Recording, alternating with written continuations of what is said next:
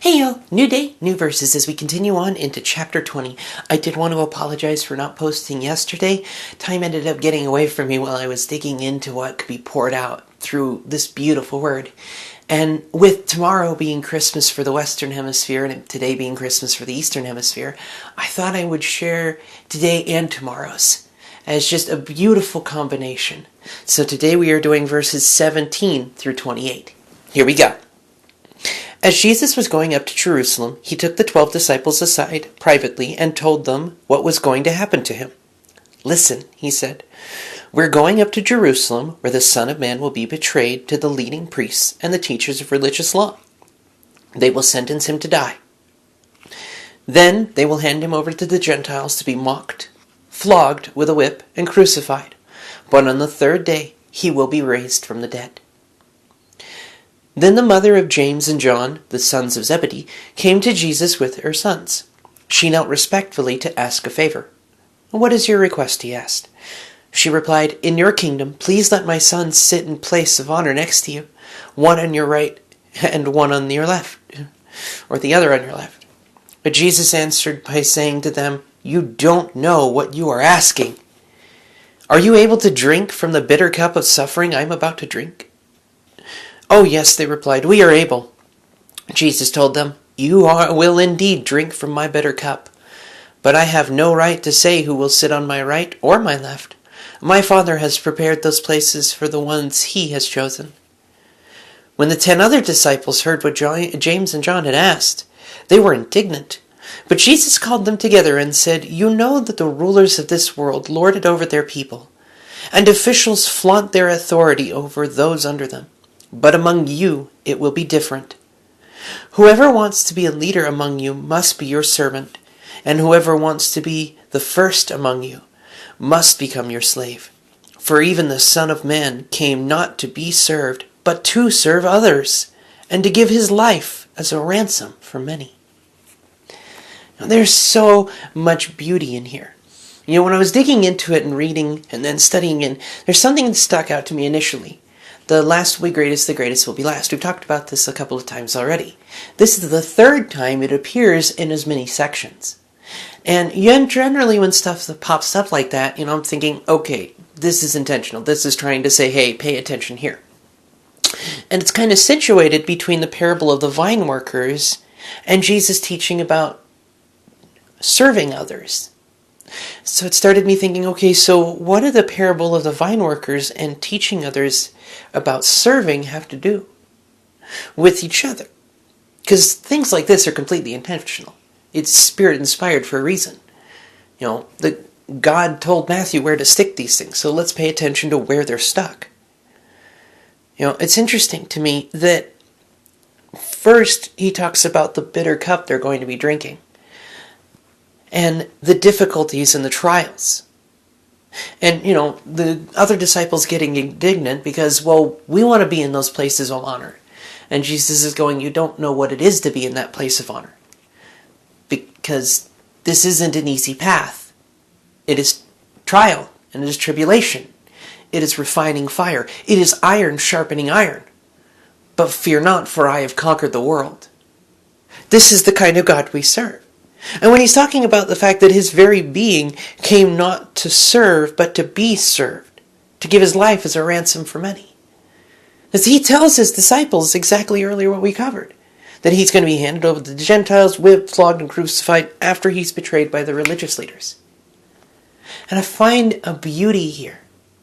As we're celebrating the day of Jesus' birth, I want to celebrate the beauty of what his birth means. His birth means that we don't play by those rules anymore.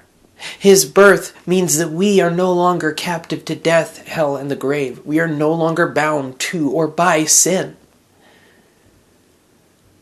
The sweet baby Jesus born in a manger and King Jesus dying on the cross are exemplifying a very deep and poignant thing.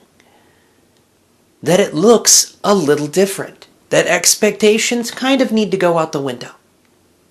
Because the king of the world was born in a place filled with animal feces and flies. And the Lord of all creation was enthroned on a Roman torture device. We are not given position and authority to lord it, but to serve others. So that we are not a dead weight on the back, but we are a head, leading, saying, follow me. I've seen a great light. I know my Lord and King. Follow me. Not just in the situation of teaching. Let our lives always be preaching, and when words are necessary, use them. Because how we live shows. And if we're charging ahead, chasing after with great hope and great faith in our great light, our God, people are going to see it. And it's an opportunity to share. And all the way through this, I'm apologizing for rushing a little batteries being... But I just want to toss out how beautiful it is that we serve a God of expectations almost ignored. The religious leaders, the Messiah they were wanting was a military leader who would go through like the Maccabees and lay waste to the Roman Empire. And instead, he's born in a manger surrounded by animal filth, recognized by the outsiders, and praised by those who society deems as meaningless. God came for the orphan, the widow, the immigrant, the outcast, the other. Because he loves all of his creation. He didn't come from the healthy, but those who know they are sick. And that's the beautiful thing I see here. The Son of Man, the Son of God, giving his life as a ransom for many. All of it pointing in the direction of other-centered love. A love that says, I see you, I know you, be with me. Love that tosses out the expectations of religion, of structure, of anything like that, and just says, come, be in intimate relationship with me. Serve others. Because you have been saved. This idea of faith without works is dead. Your faith produces the works. Your works don't produce the faith. And it's because we're recognizing the gift here, the undeserved gift. The beauty of an upside-down kingdom that says the king of the world is enthroned on a torture device, born in a manger, and dying for those who don't deserve it, but that he loves anyway. So as we celebrate Christmas, I would toss out there, embrace the love. Embrace the love shown, because he stepped down from his position at the right hand of God to be as a slave, as a human, obedient to the point of death for us. So let us celebrate that. As we celebrate and remember his coming into this world, let us celebrate the fact that just his arrival changed it.